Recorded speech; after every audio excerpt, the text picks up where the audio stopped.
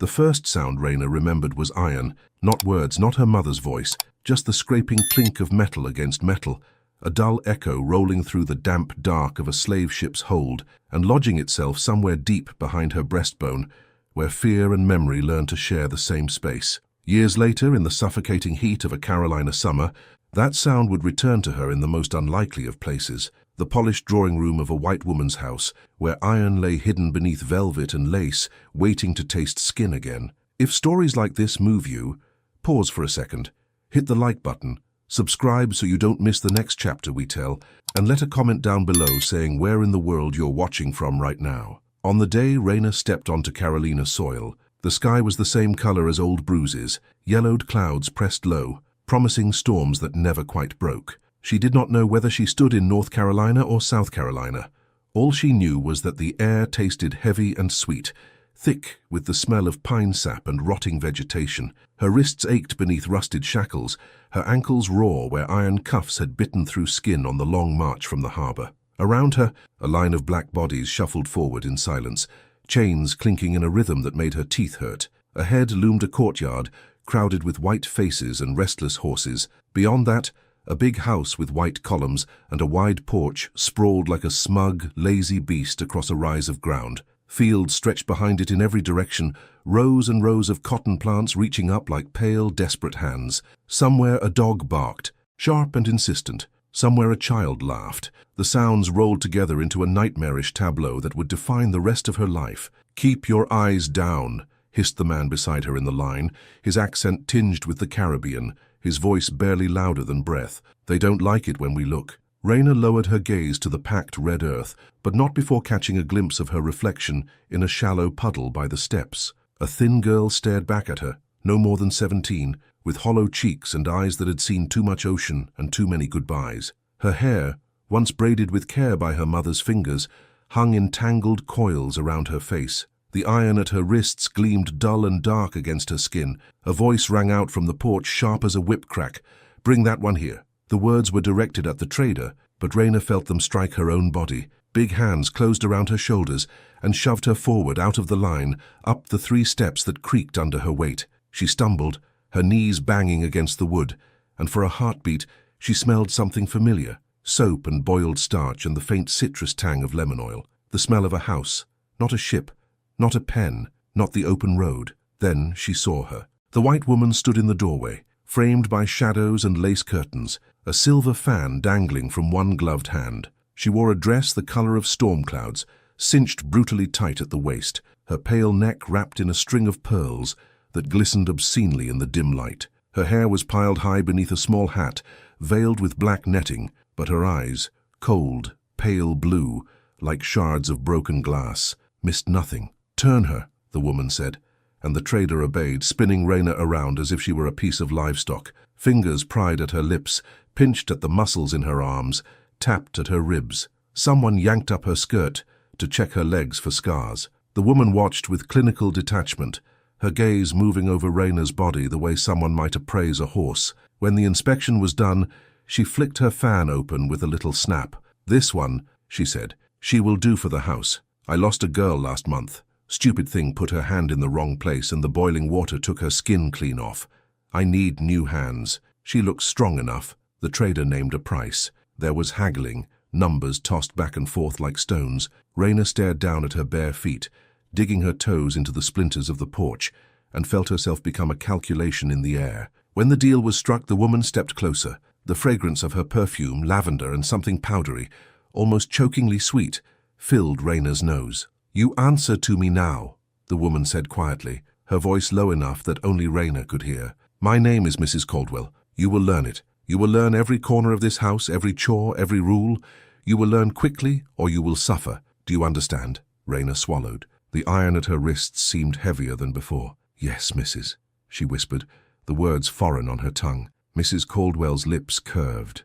It was not a smile. "Good. Take those shackles off her. She won't run. There is nowhere to go." Raina watched as the overseer stepped forward with a key. The click of the lock was strangely loud. The iron band fell away from her skin and, for a moment, she felt naked without its weight. The cuff had left a dark, abraded ring around each wrist, faintly swollen, the skin torn in places where metal had rubbed raw. Mrs. Caldwell's gaze dropped and lingered on those marks. "Unsightly," she murmured, "but they will fade. Most things do." Raina lifted her wrist slightly, feeling the air on the raw flesh. There was a sting, a phantom pressure where the metal had been. She did not know yet that those bruised circles would never truly disappear, that the skin would always carry a faint shadow of iron. She did not know that years later, her hands would remember the exact weight of a shackle, the way a snake remembers the shape of its own coil. All she knew was that her world had narrowed to the white woman's voice and the ache in her arms. "Bring her inside," Mrs. Caldwell said. "There is much to do." Inside, the house swallowed her whole. The air was cooler than outside, the thick walls trapping shadows and the smell of polish. Raina's bare feet sank into rugs, softer than anything she had felt before, and the sensation made her dizzy. How could softness exist in a place that owned chains? Candles burned in glass lamps along the walls, their light glancing off framed paintings of long-dead white men in stiff collars. A grandfather clock ticked solemnly in the hallway, marking out time that did not belong to her. She was led through a maze of rooms, dining rooms with long tables set for meals that would never feed her, parlors with velvet settees arranged around cold fireplaces, bedrooms with canopy beds draped in mosquito netting. Each space felt like a separate world, sealed off from the next by heavy doors and thick curtains. The house smelled of beeswax and tobacco, and something faintly rotten like fruit left too long in a bowl. At the back of the house, near the kitchen, Mrs. Caldwell stopped. She gestured to a narrow hallway that branched off toward what looked like storage rooms. "That is where you will sleep," she said, "with the other house girls. You will rise before dawn. You will light the fires, prepare the water, set the table for breakfast. You will serve meals, clean chambers, wash linens, polish silver. You will move quietly. You will speak only when spoken to. You will never, ever look me in the eye. Do you understand?" "Yes, Mrs." "Good." Mrs. Caldwell turned on her heel and walked away, her skirts rustling like dry leaves. "Bess will show you what to do. Don't make me regret buying you." The sound of her footsteps faded down the hall, and Raina was left standing alone in the dim corridor. A moment later, a door creaked open and an older black woman emerged, her face lined with exhaustion and something harder. Resignation, maybe, or a kind of numb endurance. She wore a plain cotton dress and a head wrap knotted tightly around her graying hair. "You the new girl?" the woman asked, her voice flat. Raina nodded. "I'm Bess. Come on then. I'll show you where you sleep and what needs doing. Keep your head down and your mouth shut and you might last longer than the last one." Raina followed her down the narrow hallway to a small room barely wider than a closet. 2 pallets lay on the floor, thin and stained, covered with rough woolen blankets. A single candle stub sat on an upturned crate between them. The walls were bare wood, and the air smelled of mildew and sweat. "That one's yours," Bess said, nodding to the pallet nearest the door. "We wake when the rooster crows. Sometimes earlier if Mrs. Caldwell has guests. You'll learn the routine quick enough." Raina set her bundle down, a scrap of cloth containing nothing but a broken comb and a piece of string, and sank onto the pallet. The straw inside crackled under her weight. Her wrists throbbed where the iron had been, and she rubbed them absently, feeling the ridges of torn skin. Bess watched her for a moment, then sat down heavily on her own pallet. "You got a name?" "Raina." "Where you from?" "I don't know anymore." Bess nodded as if that answer made perfect sense. "Well, Raina, let me tell you something. Mrs. Caldwell, she's the worst kind. She don't scream and holler like some of them do. She's quiet, cold. She'll smile at you while she orders the overseer to beat you half to death. She'll say please and thank you, and then turn around and sell your baby south without blinking. You understand what I'm telling you?" Raina understood. She had seen cruelty before, on the ship, in the pens, in the faces of men who bought and sold human flesh. But there was something about the way Bess spoke that made her stomach tighten. "How long you been here?" Raina asked. 10 years, maybe more. I lost count. 10 years. The number sat between them like a stone. "You ever think about running?" Raina whispered. Bess's expression didn't change, but something flickered in her eyes, something old and buried. "Every day," she said quietly, "but thinking and doing are 2 different things. You run, they catch you, and when they catch you, they make sure you never run again. You seen those dogs out there? They got a taste for black skin. And the patrollers, white men who ride at night looking for runaways, they're worse than the dogs." Raina said nothing. She thought about the iron that had circled her wrists, the way it had felt like a living thing, tightening with every breath. She thought about the woman with the cold blue eyes and the voice like silk over steel. "Get some sleep," Bess said, blowing out the candle. "Tomorrow comes early." In the darkness, Raina lay on her back and stared at the ceiling she couldn't see. The house creaked and settled around her, a living thing full of ghosts. She touched her wrists again, tracing the raw circles where the shackles had been. The skin was hot and tender, and she wondered if it would scar. She didn't know yet that it would. She didn't know that those scars would become a map she would carry for the rest of her life, a reminder of where she had been and what she had survived. She didn't know that one day she would press those same iron cuffs against someone else's skin, and that the sound of metal clicking shut would be the sweetest sound she had ever heard. All she knew in that moment was that she was tired. Tired in a way that sleep could not cure. Tired in her bones, in her blood, in the hollow place where hope used to live. But somewhere, deep beneath the exhaustion, a small flame still flickered. It was rage, quiet and patient, waiting for its moment. The days blurred together in a haze of work and pain. Raina learned the rhythm of the house quickly, driven by Bess's sharp whispers and the ever-present threat of Mrs. Caldwell's displeasure. She rose before dawn, her body stiff and aching, and stumbled through the dark to the kitchen, where the fire had to be lit and the water had to be boiled. Her hands, still raw from the shackles, cracked and bled in the cold water she used to scrub floors and wash dishes. Mrs. Caldwell's voice followed her everywhere, a constant presence even when the woman herself was not in the room. "The silver is tarnished. Do it again. You call this clean? I can see dust on the mantel. Move faster. You're wasting time." Raina learned to move like a ghost, silent and invisible, slipping through rooms without making a sound. She learned to anticipate Mrs. Caldwell's needs before they were spoken, to read the tightening of her lips or the flick of her fan as signals of displeasure. She learned that mistakes were punished swiftly and without mercy. The first time she dropped a plate, Mrs. Caldwell didn't raise her voice. She simply looked at Raina with those cold blue eyes and said, "Come here." Raina's heart hammered in her chest as she approached. Mrs. Caldwell held out her hand, palm up, and in it lay a thin leather strap. "Hold out your hands," Mrs. Caldwell said softly. Raina obeyed, her wrists still tender and scarred. The strap came down across her palms once, twice, 3 times, each strike precise and measured. The pain was sharp and immediate, but Raina didn't cry out. She bit down on her tongue until she tasted blood and kept her eyes fixed on the floor. When it was over, Mrs. Caldwell handed the strap to Bess, who stood nearby with her face carefully blank. "Clean up the broken plate," Mrs. Caldwell said, "and make sure she understands that carelessness has consequences." Raina's hand shook as she gathered the shards of porcelain, her palms burning where the strap had landed. That night, Bess wrapped her hands in strips of cloth soaked in cold water, her movements gentle but her expression hard. "You got to be more careful," Bess said. "She's watching you. She's always watching." Raina nodded, but she didn't speak. She was learning that words were dangerous in this house, that silence was safer than speech. The weeks turned into months, and Raina's body adapted to the brutal routine. Her hands grew calloused. Her back grew stronger. Her feet grew numb to the cold floors. But her mind stayed sharp, cataloguing every detail of the house, every door and window, every corner where shadows gathered. She watched the patterns of the household, when the overseer made his rounds, when the other enslaved people came and went, when Mrs. Caldwell retired to her chambers, and when she entertained guests in the parlor. She also watched Mrs. Caldwell herself, studying the woman the way a mouse studies a cat. She noticed the way Mrs. Caldwell's mood shifted with the weather, how she was sweetest on sunny days and cruelest when storms threatened. She noticed the way the woman touched her pearls when she was pleased, the way she tapped her fan when she was annoyed.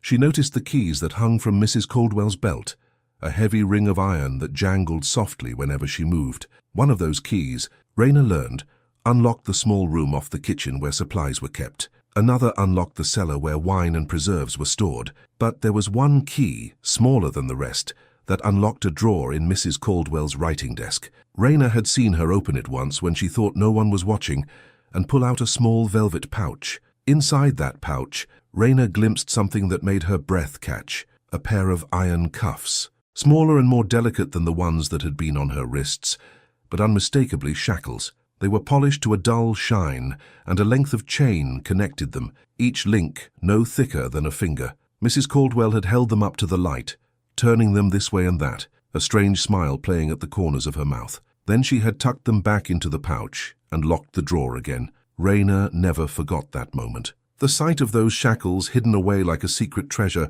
lodged itself in her mind and refused to leave. She wondered who they had belonged to, what story they carried. She wondered why Mrs. Caldwell kept them locked in a drawer instead of hanging them on a wall or storing them in the cellar with the other tools of bondage. But she didn't ask. She kept her silence and her watchfulness, and she waited. Winter came, bringing with it cold winds that rattled the windows and froze the water in the wash basins. Raina's hands cracked and bled again, the old scars on her wrists aching in the cold. Mrs. Caldwell grew more demanding, her temper shorter, her punishments more frequent. Bess moved through the days like a woman underwater, her face expressionless, her eyes distant. One night, after a particularly brutal day, Raina lay on her pallet and whispered into the darkness, "Bess, you awake?" There was a long silence, and then Bess's voice came back, low and weary. "What is it? You ever see Mrs. Caldwell with iron cuffs?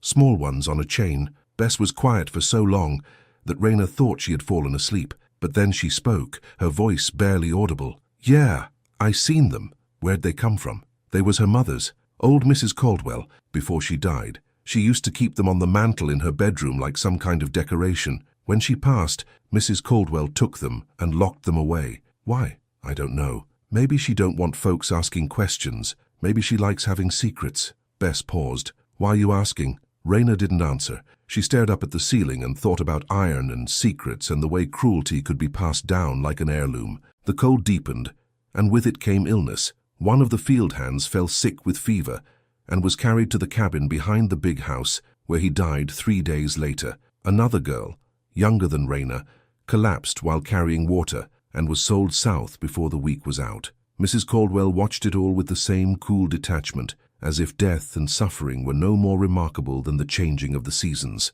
Raina felt the rage inside her growing, feeding on every humiliation, every punishment, every cold glance from those pale blue eyes. It was a living thing now, coiled tight in her chest, waiting for the moment when it could unfurl and strike. That moment came on a February morning, when the sky was white with frost and the air smelled like snow. Raina was in the parlor, polishing the silver candlesticks, when she heard Mrs. Caldwell's voice in the hallway. She was speaking to someone, a man by the sound of it, and her tone was light, almost playful. "Yes, I do believe she'll fetch a good price," Mrs. Caldwell was saying. "She's young, healthy, good with her hands. A bit sullen, perhaps, but nothing a firm hand can't correct." Raina's fingers stilled on the candlestick. "She's talking about me," she thought. "She's selling me." The realization hit her like a blow to the chest.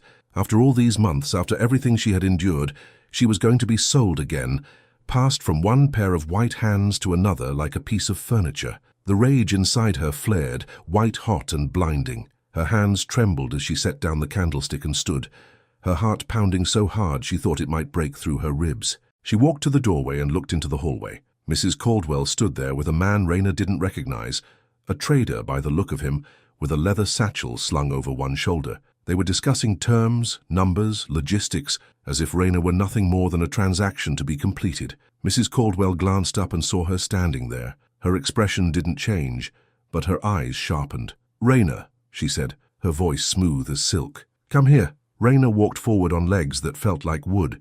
She stopped a few feet away, her gaze fixed on the floor. "This is Mr. Hawthorne," Mrs. Caldwell said.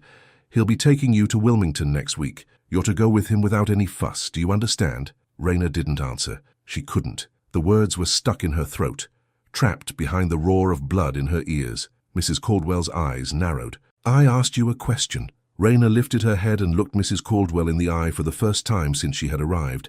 The woman's expression shifted, just slightly, a flicker of surprise crossing her face. "No," Raina said. The word hung in the air between them, heavy and defiant. Mrs. Caldwell's face went very still. "What did you say?" "I said no." The trader took a step back, sensing danger. Mrs. Caldwell's hand moved to the keys at her belt, her fingers closing around them like a weapon. "You will do as you are told," she said, her voice low and venomous, "or you will suffer consequences you cannot imagine." Raina felt something break loose inside her, something that had been held down for too long. "I've already suffered," she said, "and I'm done." Mrs. Caldwell moved faster than Raina expected. Her hand shot out and caught Raina across the face, the slap echoing through the hallway like a gunshot. Raina's head snapped to the side, her cheek burning, but she didn't fall. She stood her ground, her breath coming in sharp gasps, her eyes locked on the white woman's face. "How dare you?" Mrs. Caldwell hissed. "How dare you speak to me that way?" The trader cleared his throat uncomfortably. "Ma'am, perhaps we should get out." Mrs. Caldwell snapped, not taking her eyes off Raina. "I will deal with this myself." The man hesitated, then nodded and backed toward the door. Raina heard it close behind him, the sound final as a coffin lid. She was alone with Mrs. Caldwell now, alone in the parlor where sunlight streamed through lace curtains and made patterns on the polished floor. Mrs. Caldwell's breathing was rapid, her chest rising and falling beneath the tight bodice of her dress. Her hand moved to the keys at her belt again, and this time she unhooked the ring and held it in her palm, the metal glinting in the light. "You think you can defy me?" she said softly. "You think you have any power here? You are nothing. You are property. You exist because I allow you to exist." Raina felt the rage burning hotter, consuming the fear that tried to rise up and choke it. "I'm a person," she said, her voice shaking but steady. "I have a name. I had a mother. I had a life before you bought me like a piece of meat." Mrs. Caldwell's lips twisted into something that might have been a smile. "Had," she repeated. "Past tense. Whatever you were before doesn't matter now. All that matters is what I make of you." She turned and walked to her writing desk, unlocking the small drawer with one of the keys. Raina watched as she pulled out the velvet pouch she had seen months ago, the one that held the iron cuffs. Mrs. Caldwell opened the pouch and let the shackles slide out onto the desk, the chain clinking softly. "My mother used these on a girl who tried to run," Mrs. Caldwell said, running her fingers over the metal. "She caught her 3 miles from the property line and brought her back. She put these on her wrists and made her wear them for a month. Every day, every night, those cuffs stayed on. The girl never tried to run again." Raina's eyes fixed on the shackles. They were smaller than the ones she had worn on the ship, more delicate, but no less cruel. The cuffs were lined with rough iron that would bite into skin with every movement, and the chain was just long enough to allow the hands to move, but not to forget they were bound. "That girl learned her place," Mrs. Caldwell continued, "and so will you." She picked up the shackles and walked toward Raina, holding them out like an offering. "Hold out your wrists." Raina didn't move. Her hands stayed at her sides, clenched into fists. The scars on her wrists throbbed, as if they could sense what was coming. "I said hold out your wrists." "No." Mrs. Caldwell's face flushed red. She grabbed Raina's arm, her fingers digging in hard enough to leave bruises, and tried to force her wrist up. Raina jerked back, twisting out of her grip, and stumbled against the edge of the desk. The shackles fell from Mrs. Caldwell's hand and clattered to the floor. For a moment, they both stared at the iron cuffs lying between them. Then Mrs. Caldwell lunged for them. But Raina was faster. Her hand closed around the chain, the metal cold and solid in her palm, and she yanked it away. Mrs. Caldwell straightened, her chest heaving, her eyes wide with something that might have been shock or might have been fear. "Give those to me," she said, her voice tight. Raina looked down at the shackles in her hand. The weight of them was familiar, a ghost of every chain she had ever worn. Her fingers tightened around the metal until her knuckles went white. "No," she said again. Mrs. Caldwell took a step forward. "You are making a grave mistake. Put those down, and we can forget this ever happened. I will be lenient. I will—" "Shut up." The words came out low and venomous, and they stopped Mrs. Caldwell mid-sentence. Raina lifted her head and looked the white woman in the eye, really looked at her, and saw something she had never seen before: uncertainty, fear even. The realization sent a thrill through her body, sharp and electric. "You talk, and you talk," Raina said, her voice growing stronger. "You give orders like you're some kind of god, but you're not. You're just a woman who's never felt what it's like to have iron on your skin. You've never felt what it's like to be owned." Mrs. Caldwell's hand moved toward the bell on her desk, the one she used to summon the overseer. But Raina moved faster. She stepped between Mrs. Caldwell and the desk, blocking her path, the shackles still clutched in her hand. "You want to know what it feels like," Raina said. "You want to know what you've been doing to us all these years?" Mrs. Caldwell's eyes widened. "Don't you dare—" Raina grabbed her wrist.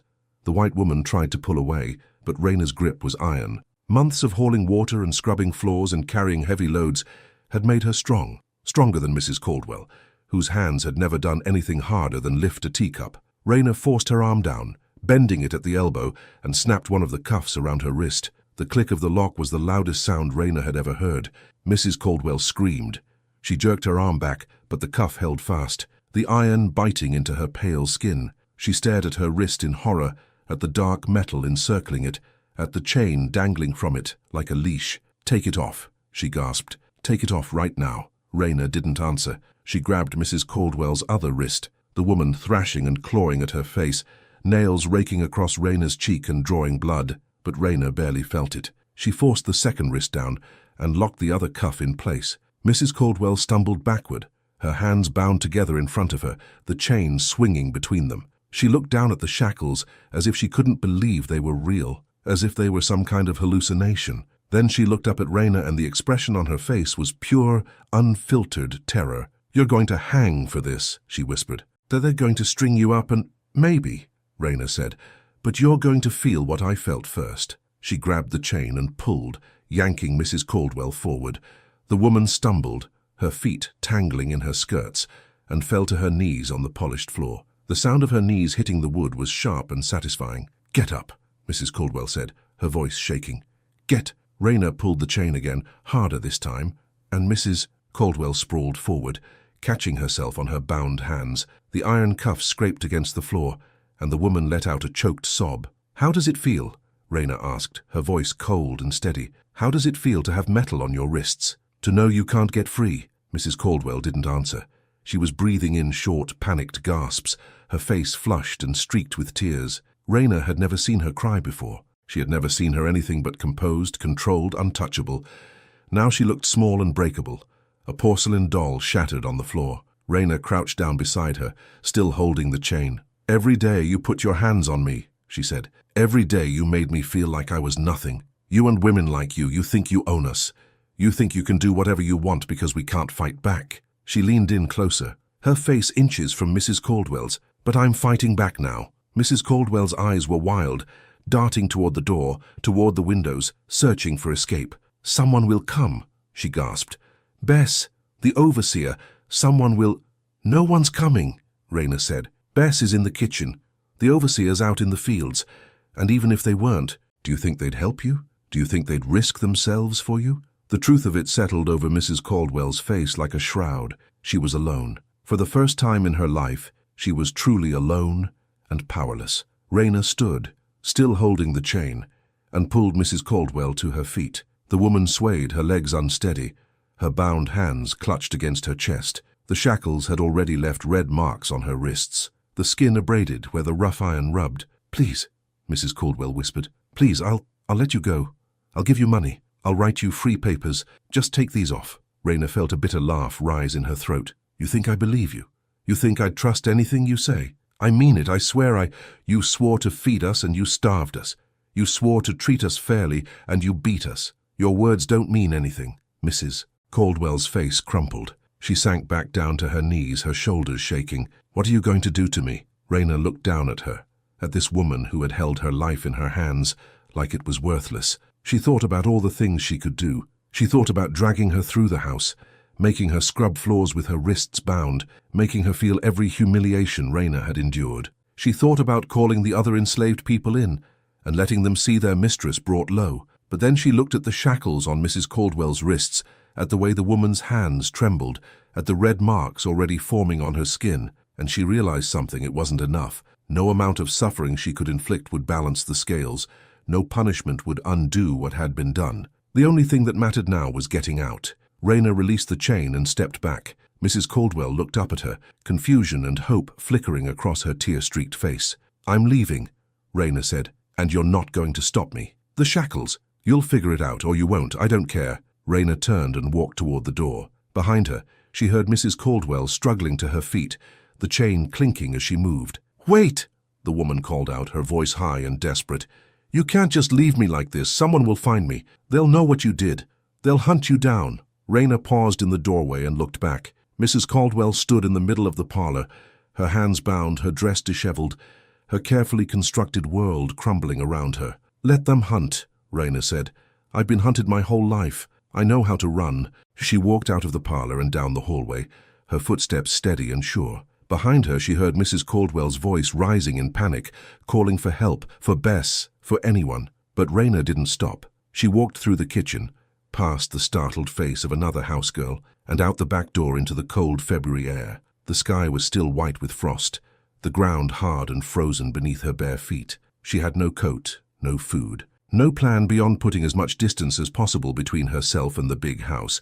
But as she crossed the yard and slipped into the trees at the edge of the property, she felt something she hadn't felt in months: freedom. It was fragile and uncertain, a flame that could be snuffed out at any moment, but it was hers, and she would fight to keep it. The cold hit her like a fist. Raina's thin cotton dress offered no protection against the wind that cut through the trees, sharp as broken glass. Her bare feet crunched over frozen leaves and patches of ice, each step sending jolts of pain up her legs. She had no sense of direction, no map in her mind except the urgent pull away from the house, away from Mrs. Caldwell's voice still ringing in her ears. She ran until her lungs burned and her legs threatened to give out. Then she slowed to a fast walk, weaving between pine trees and scrub oak. The forest was dense here, the undergrowth thick with briars that tore at her dress and scratched her arms. She pushed through anyway, ignoring the sting.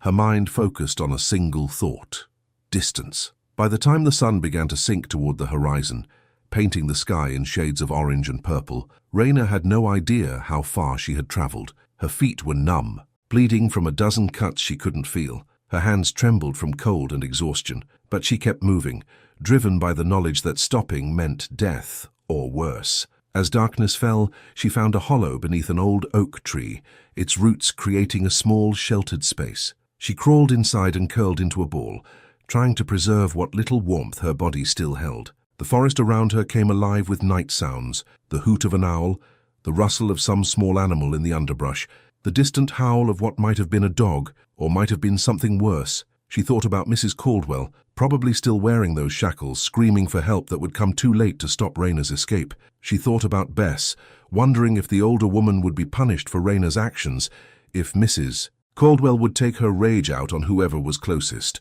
The guilt tried to take root, but Raina pushed it away. She couldn't afford guilt now. She couldn't afford anything but survival. Sleep came in fits and starts, broken by cold and fear. Every sound made her jolt awake, certain she heard dogs or men on horses. But morning came eventually, grey and bitter, and Raina crawled out of her hiding place with joints so stiff she could barely stand. She needed water, food, shelter. She needed help. The word lodged in her throat like a stone. Help meant trusting someone, and trust was a luxury enslaved people couldn't afford. But she also knew she wouldn't last long alone in the woods, with winter still gripping the land. She had heard whispers in the quarters back at the Caldwell place, stories told in low voices after the overseer had made his rounds. Stories about people who helped runaways, about safe houses and secret routes north, about something called the Underground Railroad. Raina didn't know if the stories were true or just desperate fantasies, but she had nothing else. She walked through the morning, following what looked like an old deer trail, her feet leaving bloody prints in patches of snow. The sun climbed higher, but offered little warmth. Her stomach cramped with hunger, a gnawing ache that made her dizzy. She tried chewing on pine needles the way she had seen someone do once, but they only made her mouth taste like turpentine and did nothing for the hunger. By midday, she heard the sound of water. She stumbled toward it, pushing through a thicket of brambles, and found a narrow creek running fast and dark between its banks. She dropped to her knees and cupped her hands, drinking until her stomach felt tight and heavy. The water was so cold it made her teeth ache, but it was the best thing she had tasted in days. She washed her feet in the creek, wincing as the icy water stung her cuts. Then she sat back on the muddy bank and tried to think. She needed to move north. That much she knew from the whispered stories. North meant freedom, meant states where slavery was illegal, meant the possibility of a life that belonged to her. But north was hundreds of miles away, through territory crawling with patrollers and slave catchers and dogs trained to hunt human scent. The sound of a branch snapping made her freeze. She turned slowly, her heart hammering, and saw a figure standing at the edge of the trees. A black man, older, with graying hair and a face carved with deep lines. He wore rough work clothes and carried a walking stick, and his eyes were sharp and assessing. They stared at each other for a long moment. Raina's muscles tensed, ready to run, but something in the man's expression stopped her. He didn't look surprised. He looked like he had been searching for something and had just found it. "You running?" he asked quietly. Raina didn't answer. The question could be a trap. He could be owned by someone nearby, sent to look for runaways. He could be anything. The man seemed to understand her silence. He glanced around, checking the trees, then looked back at her. "I'm not going to hurt you," he said, "and I'm not going to turn you in. But you need to get off this trail. Patrollers come through here sometimes." "Who are you?" Raina managed to whisper. "Name's Josiah. I'm free. Got my papers and everything, though that don't always matter much around here." He took a step closer, moving slowly as if approaching a wild animal. "You from the Caldwell place?" Raina's breath caught. How did he know? Josiah saw the question in her face. "Word travels fast. They're already looking for you. Whole county knows about the girl who put shackles on her mistress and ran." Raina felt ice in her veins. "How long ago?" "Riders came through the settlement where I live last night, offering a reward." He paused. "They say Mrs. Caldwell was found by her overseer, still wearing those cuffs. Took them 2 hours to get them off. She's madder than a hornet, and twice as mean." Raina's hands clenched into fists. Part of her felt a savage satisfaction at the image of Mrs. Caldwell trapped in iron, helpless and humiliated. But the larger part knew what this meant. They would never stop looking for her. She had done the unthinkable. She had struck back. "You need to come with me," Josiah said. "There are people who can help you, but we need to move now." "Why would you help me?" "Because I was where you are once. Because I know what it costs to run. Because if I don't help, who will?" He held out his hand. "We don't have time for long conversations, girl." "You coming or not?" Raina looked at his hand, weathered and calloused, offered in the grey morning light.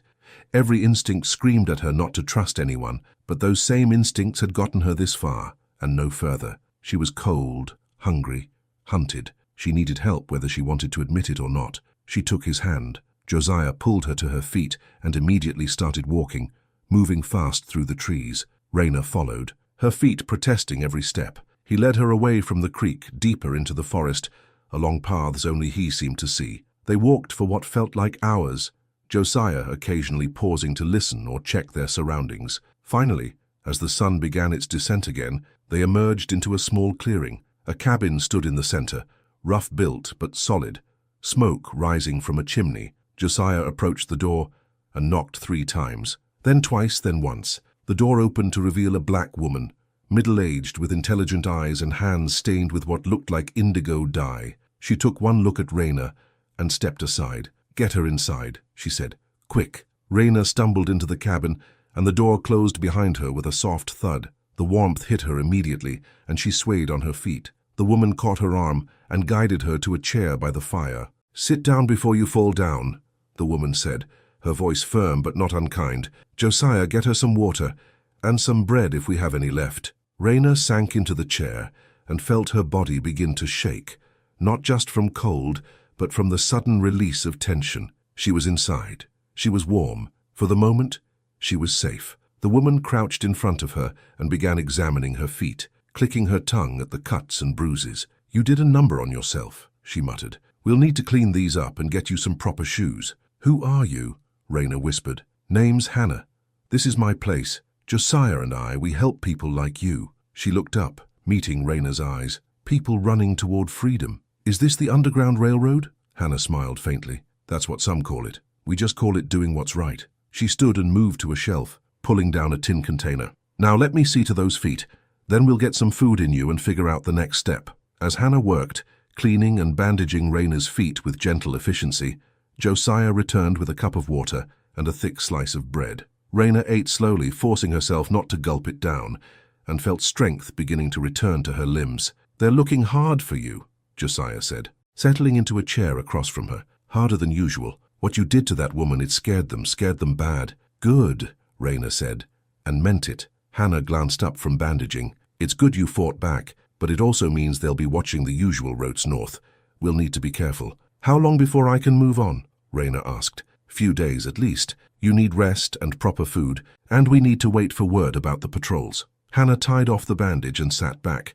"You're safe here for now. This cabin's hidden well, and the white folks around here think I'm just a washerwoman who keeps to herself." Raina nodded, exhaustion suddenly crashing over her like a wave. Her eyes felt heavy, and the warmth of the fire was lulling her toward sleep. "There's a bed in the back room," Hannah said, reading her expression. "Go lie down. We'll watch for trouble." Raina wanted to protest, to stay alert, but her body had other ideas. She let Hannah guide her to a small room with a narrow bed covered in quilts. She collapsed onto it and was asleep before Hannah had even closed the door. She woke to darkness and the sound of voices. For a panicked moment, she thought the patrollers had found her, but then she recognized Hannah's voice, low and measured, speaking to someone else. Raina sat up slowly, her body stiff and aching, and crept to the door. In the main room, lit by a single candle, Hannah and Josiah stood with 2 other people, a young black man Raina didn't recognize, and an older white woman with grey hair and a stern face. The white woman's presence made Raina's heart race, but no one seemed alarmed. "The next station is 20 miles north," the white woman was saying. "But the roads are being watched. They've doubled the patrols after what happened at the Caldwell place. We'll have to go through the swamp," Josiah said. "It's harder, but safer." "Can she handle it?" the white woman asked. "She put shackles on her mistress and walked away," Hannah said quietly. "She can handle anything." The white woman nodded slowly. "Very well, I'll have supplies ready. When do you want to move her?" 2 days. Give her time to heal and for things to calm down a bit. If you're following Raina's journey and want to see where it leads, take a second to hit that like button, subscribe so you don't miss what happens next, and drop a comment telling us where you're watching from. The white woman left through a back door that Raina hadn't noticed before, and the young man followed. Hannah turned and saw Raina standing in the doorway. "You're awake," she said. "Come sit.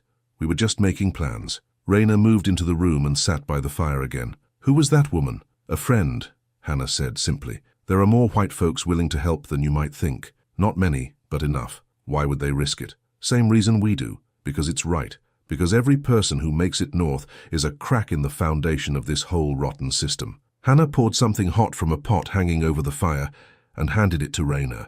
"Drink this. It's just broth, but it'll help."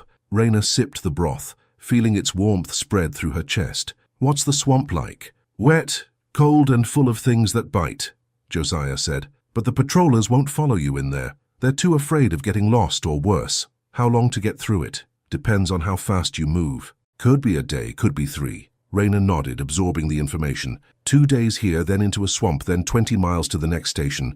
And after that, more miles, more stations, more risks. The path to freedom was longer and harder than she had imagined. But for the first time since she had put those shackles on Mrs. Caldwell's wrists, she felt something like hope. The next 2 days passed in a blur of eating, sleeping, and preparation. Hannah gave her proper clothes.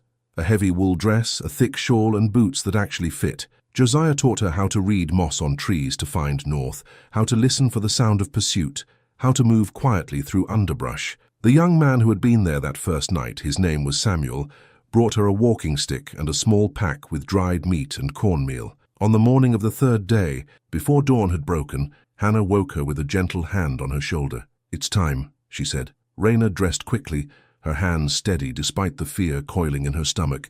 She strapped the pack to her back and took the walking stick. Hannah handed her something else, a small piece of paper folded tight. "If you get caught, eat this," Hannah said. "It's got directions to the next station. Can't let them find it on you." Raina tucked the paper into her dress, feeling its weight like a promise. Outside, Josiah was waiting with Samuel. The sky was just beginning to lighten, stars fading into grey. They would have maybe an hour before full light. "Ready?" Josiah asked. Raina looked back at the cabin one last time, at Hannah standing in the doorway watching them. The older woman raised her hand in farewell, and Raina raised hers in return. Then she turned north and began walking toward whatever came next. The swamp opened before them, like the mouth of something ancient and hungry. Raina had never seen anything like it. Water the color of tea spreading between twisted cypress trees, their roots jutting up from the surface like gnarled fingers. Moss hung from branches in long trailing curtains that swayed in the faint morning breeze. The air smelled thick and rotten, like earth turned inside out. "Stay close," Josiah said, stepping onto what looked like solid ground but gave slightly under his weight. "Watch where I step. Some of this looks safe but isn't." Raina followed, placing her feet exactly where his had been. Samuel brought up the rear, moving with the quiet confidence of someone who had done this before. The water rose around their ankles, cold and murky, seeping through Raina's boots. Within minutes her feet were soaked. They moved in silence, weaving between trees, stepping over submerged logs, ducking under low branches. The swamp was waking up around them. Birds called from hidden perches, their cries sharp and strange. Something splashed in the water nearby, and Raina's heart jumped, but Josiah didn't even turn his head. The sun climbed higher, filtering through the canopy in slanted beams that turned the water to gold. But the beauty was deceptive. Raina's legs burned from the constant effort of pulling her feet free from sucking mud. Her dress grew heavy with water and filth. Insects swarmed around her face, biting her neck and arms. By midday, they stopped on a small island of higher ground to rest and eat. Raina's hands shook as she pulled dried meat from her pack. Every muscle in her body screamed. "How much farther?" she asked. "We're maybe a third of the way through," Josiah said. chewing slowly. "The hard part comes later when the water gets deeper." "Deeper than this?" "Up to your chest in some places. But that's also where it's safest. The patrollers never go that deep." Raina looked out at the endless expanse of water and trees. She thought about turning back, about finding an easier route, but there was no easier route. There was only forward or capture. "I can do it," she said, more to herself than to them. Samuel smiled slightly. "I know you can. You wouldn't have made it this far if you couldn't." They rested for perhaps 20 minutes, then pushed on. The water did get deeper, rising past Raina's knees, then her thighs, then her waist. The cold was numbing, turning her legs to wooden stumps that barely responded to her commands. Her pack floated behind her, tethered to her waist with a piece of rope. The walking stick became essential, probing ahead for hidden drops or soft mud that could swallow her whole. Time lost meaning in the swamp. There was only the endless slog through water, the ache in her legs, the burn in her lungs. Josiah led them along paths only he could see, occasionally pausing to check the position of the sun or examine a particular tree. Once, they passed what looked like a small clearing on higher ground, and Raina saw the remains of a fire and some scattered bones. "Someone else came through here," she said. "Someone who didn't make it," Josiah replied quietly. "Keep moving." The sun began to sink, painting the water in shades of orange and red. Josiah found another island, larger than the first, and declared they would camp there for the night. Raina collapsed onto the damp ground, too exhausted to care about the moisture seeping through her clothes.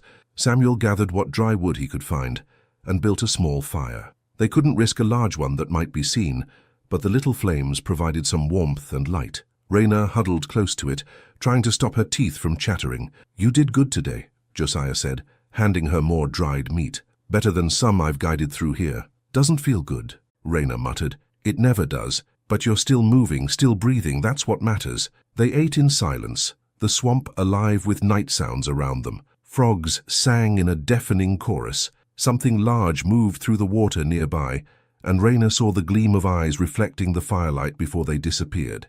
"Alligator," Samuel said, following her gaze. "They won't bother us if we don't bother them." Raina wasn't sure she believed that, but she was too tired to argue. When they finally lay down to sleep, taking turns keeping watch, she fell into unconsciousness like a stone dropping into deep water. The second day in the swamp was worse than the first. Raina's body was already pushed past its limits, and now it was being asked to go further. Her legs cramped constantly. Blisters had formed on her feet where the wet boots rubbed. Her hands, gripping the walking stick, were raw and bleeding, but she kept moving. She thought about Mrs. Caldwell's face when those shackles had clicked shut. She thought about Bess and the other enslaved people still trapped at the plantation. She thought about her mother, lost somewhere in the horror of the Middle Passage, and she moved for her too. They were crossing a particularly deep section, water up to Raina's chest, when Samuel suddenly stopped. He held up a hand, signaling silence, and turned his head to listen. Raina heard it too. Voices, distant but unmistakable. Men's voices calling to each other. "Down!" Josiah hissed. They sank into the water until only their heads remained above the surface, pressing themselves against the thick trunk of a cypress tree. Raina's heart hammered so hard she was sure it would give them away. The cold water made it hard to breathe, hard to think. The voices grew louder. Through the trees, Raina caught glimpses of movement. Men on the higher ground at the edge of the swamp, 4 or 5 of them, with dogs straining at leashes. The dogs barked and whined, their noses to the ground. "They lost the scent at the water," one man said, his voice carrying clearly across the swamp. "Told you we should have waited for low tide." "There ain't no tide in a swamp, you idiot," another man replied. "But you're right about the scent. Could be anywhere now. Could be dead, could have drowned or got eaten by a gator. The rewards for her alive or dead. We find a body, we still get paid." Raina felt rage flare hot in her chest, momentarily overwhelming the fear. They were talking about her like she was already dead, like she was nothing but a bounty to collect. She wanted to scream at them, to tell them she was right here, alive and defiant. But Josiah's hand found hers under the water and squeezed hard, a silent reminder to stay still and silent. The men moved along the edge of the swamp, the dogs pulling them in different directions. One dog seemed particularly interested in a spot not far from where Raina and the others were hiding, and for a terrible moment she thought it had caught their scent. But then something, maybe a raccoon or an otter, burst from the underbrush, and the dogs went crazy, dragging their handlers away in pursuit. The voices faded. The splashing and crashing grew distant, Finally, there was only the normal sounds of the swamp again. "Stay down a bit longer," Josiah whispered. "Make sure they're really gone." They waited, water lapping at their chins until Josiah was satisfied.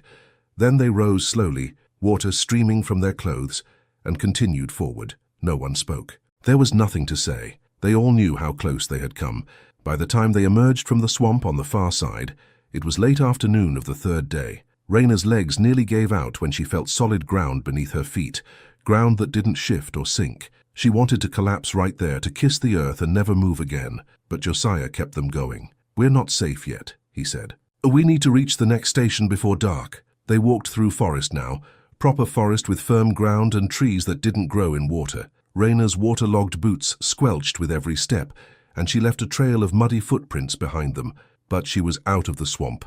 She had survived it. As the sun touched the horizon, they emerged from the trees into farmland. Fields stretched out around them, and in the distance, Raina could see a small farmhouse with smoke rising from its chimney. It looked peaceful, almost idyllic, but Josiah approached it with caution. He led them around to the back of the house, to a large barn. He knocked on the barn door in the same pattern he had used at Hannah's cabin. 3 times, then twice, then once. The door opened to reveal a white man with a thick beard and work-worn hands. He looked at them, took in their bedraggled appearance, and nodded once. "Come in," he said in a voice rough with a foreign accent Raina couldn't place. Quickly, they followed him into the barn. It smelled of hay and animals, and warmth radiated from the bodies of cows and horses in their stalls. The man led them to the back, moved aside several bales of hay, and revealed a trapdoor set into the floor. "Down there," he said. "My wife will bring food and dry clothes soon. You stay quiet, yes? We have neighbors who ask too many questions." Josiah climbed down first, then helped Raina descend a ladder into a small underground space lit by a single lantern. Samuel came last, and the man above closed the trapdoor, plunging them into dimness. The space was barely large enough for the 3 of them to sit comfortably, but it was dry and relatively warm. Blankets were folded in one corner, and there was a bucket of water with a ladle. "We made it," Samuel said, and there was wonder in his voice. Raina leaned back against the earthen wall and closed her eyes. They had made it. Through the swamp, past the patrollers, to this hidden room beneath a barn. She was alive. She was still free. About an hour later, the trap door opened, and a woman's face appeared, older, kind, with flour dusting her apron. She lowered down a basket containing bread, cheese, apples, and a clay jug of milk. Then she lowered another bundle, dry clothes. "Change and eat," she said in the same accent as her husband. "You rest tonight. Tomorrow we talk about next part of journey." The trapdoor closed again. Raina ate mechanically, her body demanding fuel, then changed into the dry dress. It was rough homespun, but it was clean, and it didn't smell like swamp water. She wrapped herself in a blanket and felt warmth finally beginning to return to her bones. "How many more stations?" she asked Josiah. "Depends on which route we take. Could be 5, could be 10. Each one gets you closer to the border." "How long?" "Weeks. Maybe a month if we hit trouble." He saw her expression. "I know it seems like forever, but you've already done the hardest part. The swamp breaks most people. You didn't break." Raina touched her wrists, feeling the scars beneath the fabric of her sleeves. She thought about Mrs. Caldwell, wondered if the woman still had marks where the shackles had been, wondered if she understood now what she had done to so many people. Probably not. People like Mrs. Caldwell never understood. They never had to. But Raina understood. She understood that freedom wasn't something given or granted. It was something taken, fought for, bled for. She understood that every mile north was a mile earned. She understood that she would carry the scars of slavery for the rest of her life, but those scars would be a reminder of what she had survived, not what had destroyed her. "Get some sleep," Josiah said, settling into his own blanket. "Tomorrow starts early." Raina lay down on the packed earth floor, the lantern flame casting shadows on the walls. Above her, she could hear the faint sounds of the barn, animals shifting, the creak of wood, the whisper of wind through cracks in the walls. Normal sounds, safe sounds. She closed her eyes and slept without dreams. The days that followed blurred together into a rhythm of movement and hiding. They traveled by night, guided by conductors who knew every back road and hidden trail. They hid in root cellars, in attics, in false-bottomed wagons covered with hay. They crossed rivers by ferry when they could bribe the ferryman, and by swimming when they couldn't. They walked until Raina's feet bled again, until she learned to ignore pain and exhaustion and fear. At each station there were new faces, black and white, free and enslaved, all working together in a conspiracy of compassion. Some were Quakers who believed slavery was sin. Some were formerly enslaved people who had made the journey themselves and now helped others. Some were simply people who believed in justice more than they feared the law. Raina learned their names and forgot them just as quickly. It was safer not to remember too much, not to know too many details. If she was caught, she couldn't betray what she didn't know, but she remembered their kindness. The woman who gave her socks hand-knitted from soft wool, the man who showed her how to bandage her blistered feet, the young girl, no more than 10, who slipped her a biscuit wrapped in cloth and whispered, "God bless you." Sometimes they encountered other runaways, a family of 4 trying to keep their children quiet, a man with whip scars across his back, a woman who cried silently in the dark. They rarely spoke to each other. There was too much pain in each person's story, too much weight. They moved like ghosts, parallel but separate, all heading toward the same distant promise of freedom. 3 weeks into the journey, they reached a town Josiah called a border town. "We're close now," he said. "One more state and you're free.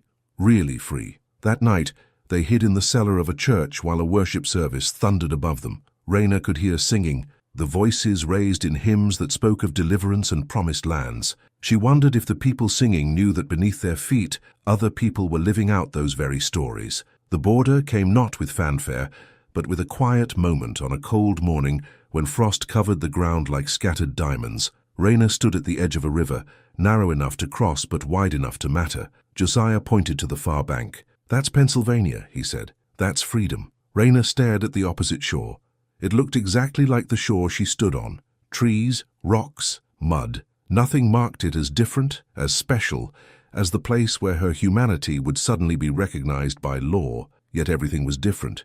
Everything mattered. "How do we cross?" she asked. "There's a ferry a mile downstream, but it's watched. Safer to wade across here. Water's not deep this time of year." Samuel had left them 2 days prior, needed at another station to guide a different group. It was just Raina and Josiah now, and the old man looked tired, the journey wearing on him in ways he tried to hide. They entered the water together. It was achingly cold, stealing Raina's breath, but she pushed forward.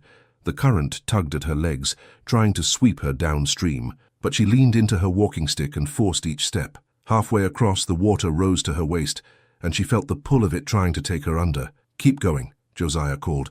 "You're almost there." Almost. The word had defined her life for weeks now. Almost safe. Almost free. Almost human in the eyes of the law. Her foot found the rising riverbed on the far side, and she climbed up the muddy bank, water streaming from her clothes. Josiah followed, moving slower, his breathing labored. When he reached solid ground, he stopped and turned back to look at the river they had just crossed. "That's it," he said quietly. "You made it." Raina looked down at her feet, at the Pennsylvania mud coating her boots. She had crossed an invisible line, and on this side of it, she was no longer property. She was a person. The law said so, though the scars on her wrists and the memories in her head told a different story about what she had always been. "What happens now?" she asked. "Now you start a new life. There's a settlement about 10 miles from here, free black folks who'll help you get on your feet. They'll find you work, a place to stay. You'll be safe there. Will you come with me?" Josiah shook his head. "My work is getting people across. There are more coming behind you, always more. I need to go back." The thought of him returning to the danger, to the swamps and the hiding places, and the constant threat of capture made Raina's chest tighten. "Thank you," she said, and the words felt inadequate for what he had given her. "Don't thank me, just live. Live free and live well, that's thanks enough." He pulled a scrap of paper from his coat and handed it to her. "Directions to the settlement. Follow the road north, look for a white church with a red door. Ask for a woman named Esther. Tell her Josiah sent you." Raina took the paper, memorizing the simple directions before folding it carefully. Josiah watched her, his eyes knowing. "One more thing," he said. "What happened back at the Caldwell place, what you did to that woman, that's going to follow you. The story's already spreading. Some folks will admire you for it. Some will be afraid of you. Some will think you're dangerous." "I am dangerous," Raina said. "To anyone who tries to put chains on me again." Josiah smiled, the expression transforming his weathered face. "Good. Don't ever forget that. Don't ever let anyone make you small again." He clasped her hand once, his grip firm and warm, then turned and walked back toward the river. Raina watched him wade across, watched him disappear into the trees on the far side, and then she was alone. She stood there for a long moment, feeling the enormity of it. She was free. She was alone. She was terrified and exhilarated in equal measure. Then she started walking north. The settlement was smaller than she expected. Maybe 20 houses clustered around a common area, with a church at one end and what looked like a schoolhouse at the other. Smoke rose from chimneys, and she could hear the sound of children playing somewhere out of sight. It looked ordinary, peaceful, like places she had glimpsed from a distance, but never been allowed to enter. She found the church with the red door and knocked. A woman answered, tall and broad-shouldered, with grey threading through her black hair and eyes that assessed Raina in a single glance. "Yes," the woman said. "I'm looking for Esther. Josiah sent me." The woman's expression shifted, becoming warmer. "I'm Esther. Come in, child. You look half frozen." Inside, the church was simple but clean, with wooden pews and a small altar. A fire burned in a potbelly stove, and Raina moved toward it automatically, drawn by the heat. Esther watched her, taking in the mud-stained dress, the exhausted face, the way Raina held herself like someone ready to run at any moment. "When did you cross?" she asked. "This morning. You come far?" "Carolina." Esther's eyebrows rose. "That's a long journey. You must be strong." Raina didn't feel strong. She felt hollowed out, scraped raw, held together by nothing but stubbornness and the refusal to quit. But she nodded, because what else could she do? "Are you hungry?" Esther asked. "Yes, ma'am." "Come on then. My house is next door. We'll get some food in you, get you cleaned up, and then we'll talk about what comes next." Esther's house was small but warm, filled with the smell of cooking and the comfortable clutter of a life well lived. She sat Raina at a table and placed a bowl of stew in front of her, thick with vegetables and chunks of meat. Raina ate slowly, trying to pace herself, but her body demanded more. While she ate, Esther moved around the kitchen, preparing tea, slicing bread, her movements efficient and practiced. "We get folks like you coming through regular," she said. "Some stay, some move on further north. There's work here if you want it. A woman named Ruth runs a laundry business, always needs help. And the Millers, white family but good people, they hire folks to work their farm, pay fair wages too." Wages. The word was strange on Raina's ears. She had worked her entire life and never been paid a cent. The idea of working and receiving money in return felt like a dream. "I can work," she said. "I can do anything." "I believe you." Esther poured tea into 2 cups and sat down across from Raina. "But first, you need rest. Real rest. You've been running for weeks, I'd guess. Your body needs time to recover." "I can't afford time." "Child, you're free now. You can afford whatever you need." Esther's voice was gentle but firm. "I've seen too many folks come through here running so hard they forget how to stop. You stop now, you rest, you heal. The work will still be there when you're ready." Raina wanted to argue, but exhaustion pulled at her like a riptide. She finished her stew, drank her tea, and when Esther showed her to a small room with a real bed, a bed with a mattress and clean sheets and a quilt, she lay down and fell into sleep so deep it felt like dying. She woke to sunlight streaming through a window and the smell of bacon frying. For a moment she panicked, thinking she had overslept and would be punished, but then she remembered there was no overseer here, no Mrs. Caldwell, no one to punish her for anything. She was free. The realization hit her again, as fresh and startling as the first time. She sat up slowly, her body stiff but rested, and looked around the room. Her muddy dress had been replaced with a clean one, folded neatly on a chair. Someone, Esther probably, had come in while she slept and taken care of her. When she emerged into the kitchen, Esther smiled. "Afternoon," she said. "You slept 14 hours. I'm sorry, I didn't mean to. Don't apologize for sleeping, you needed it." Esther gestured to the table. "Sit, eat, then we'll talk." Over breakfast, Esther explained how the settlement worked. Most of the residents were formerly enslaved people who had made the journey north and decided to stay. They pooled resources, looked out for each other, and created a community where black people could live without fear. It wasn't perfect. There was still prejudice, still danger from slave catchers who sometimes crossed the border illegally, but it was safer than anywhere Raina had ever been. "You'll need papers," Esther said. "Free papers saying you were born free or legally manumitted. We have a man who can make them for you. They won't stand up to serious scrutiny, but they'll help if you run into patrollers or bounty hunters." "How much does that cost?" "We don't charge for that. Everyone who comes through needs papers. We consider it part of helping folks start over." Raina felt something loosen in her chest. Kindness without price, help without strings attached. It was so foreign to her experience that she almost didn't trust it. Over the next few days, Raina began to settle into the rhythm of the settlement. Esther introduced her to other residents, and Raina heard stories similar to her own. Escapes in the dead of night, long journeys through dangerous territory, losses too painful to fully articulate. But she also heard stories of triumph, of people who had found spouses and built families, who had learned to read and write, who had started businesses or bought land. One woman, Mary, had been free for 10 years and now ran a small school for children. Teaching them to read is teaching them to be free in their minds, Mary said. That's something no one can ever take away. Another man, Thomas, worked as a blacksmith and showed Raina the shop he had built with his own hands. I used to work iron in chains, he said, running his hand over his anvil. Now I work it free, makes all the difference. Raina started working at Ruth's laundry, scrubbing and pressing clothes for white families in the nearby town. The work was hard, her hands constantly raw from lye soap and hot water, but at the end of each week Ruth pressed coins into her palm, real money, earned by her own labor, belonging to no one but herself. She rented a small room in a boarding house run by a widow named Alice. The room was barely bigger than a closet, but it was hers. She could lock the door. She could come and go as she pleased. She could lie in bed at night and know that no one owned her, no one could sell her, no one could put chains on her wrists without breaking the law. But freedom was more complicated than she had imagined. Some nights, she woke gasping from nightmares of dogs and patrollers and Mrs. Caldwell's cold blue eyes. Some days she flinched at sudden movements or loud voices, her body remembering violence before her mind could catch up.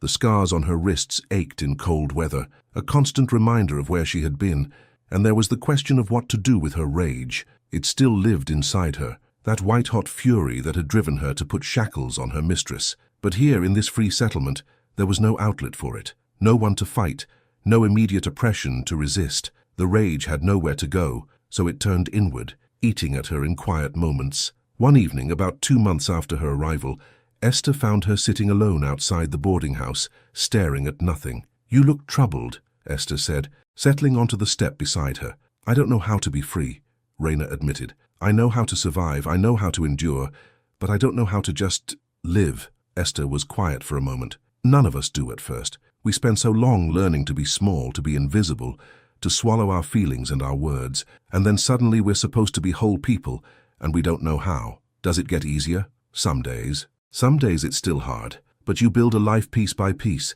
You find things that matter to you. You connect with people who understand. Esther paused. Have you thought about going back? Raina's head snapped up. Back where? Not back to slavery. Never that. But back to help others escape. Some folks who make it north, they can't rest until they've helped bring more people through. Conductors on the railroad like Josiah. Is that something that calls to you? Raina thought about the journey she had made, the terror and the exhaustion, and the moments when she had been certain she wouldn't survive. The thought of doing it again, of risking everything she had gained, should have horrified her, but instead she felt something stir in her chest. Purpose, maybe, or a way to channel the rage into something useful. I don't know, she said honestly. Maybe someday, but not yet. I'm not ready. That's fair, you take your time. But when you are ready, if you are ready, we'll be here. Winter deepened, bringing snow that transformed the settlement into something from a painting.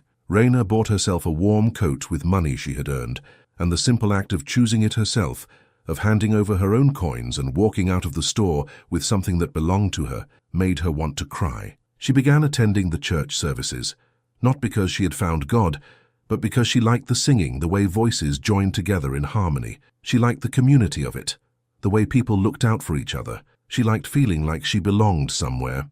And slowly, painfully, she began to heal. The nightmares came less frequently. The flinching at sudden movements gradually faded. She learned to accept kindness without suspicion, to trust that not everyone was trying to hurt her. She made friends, other women who had walked similar paths, who understood without needing explanation. One day in early spring, a new group of runaways arrived in the settlement, guided by Josiah. Raina saw them from a distance, a young man and 2 children, all of them exhausted and frightened, their eyes wide with the terror of the hunted. She walked over to where Esther was greeting them, offering food and shelter. The young man looked at Raina with haunted eyes, and she saw herself reflected there, the person she had been when she first crossed that river. You're safe now, she told him, and meant it. Later that evening, she found Josiah warming himself by the fire in Esther's kitchen. He looked older than when she had last seen him, more worn down. You keep coming back, she said. Someone has to. Don't you ever want to rest? He smiled tiredly. I'll rest when there's no one left to guide. Until then, this is my work. Raina sat beside him, staring into the flames. Tell me how, she said quietly. "Tell me how to be a conductor. I think I'm ready to start helping." Josiah looked at her for a long moment, seeing something in her face that satisfied him. "It's dangerous work," he warned. "You could be caught. You could be killed or sold back into slavery." "I know. Then I'll teach you. But not tonight. Tonight, you rest. We both rest." As spring turned to summer, Raina learned the routes and the signals, the safe houses and the secret signs. She learned how to move silently through forests, how to read the stars, how to calm frightened runaways and keep them moving when they wanted to give up. She made her first journey as a conductor in June, guiding a family of 3 across the same swamp she had crossed months before. Standing on the Pennsylvania side of that river, watching the family she had brought to freedom climb the muddy bank, Raina felt something shift inside her. The rage was still there. It would always be there, a scar as permanent as the ones on her wrists, but it had transformed into something else, something stronger and more enduring than anger. It had become purpose. And if that's inspired you to see this journey through to the end, hit that like button, subscribe to make sure you catch every story we tell, and drop a comment below telling us where in the world you're watching from right now. Years later, when people asked Raina about her life, she would tell them about the day she put shackles on her mistress. She would tell them about the swamp and the river and the moment she stepped onto free soil. But more than that, she would tell them about the dozens of people she guided to freedom, the lives she changed, the chains she helped break. She would tell them that freedom wasn't a destination, but a journey, one that she walked every day of her life. And she would show them her wrists, where the scars still marked her skin, and say, "These remind me where I've been, but they don't define where I'm going." The iron had marked her once. Now she used iron to mark the path to freedom for others. And in that transformation, she found not just survival, but life itself.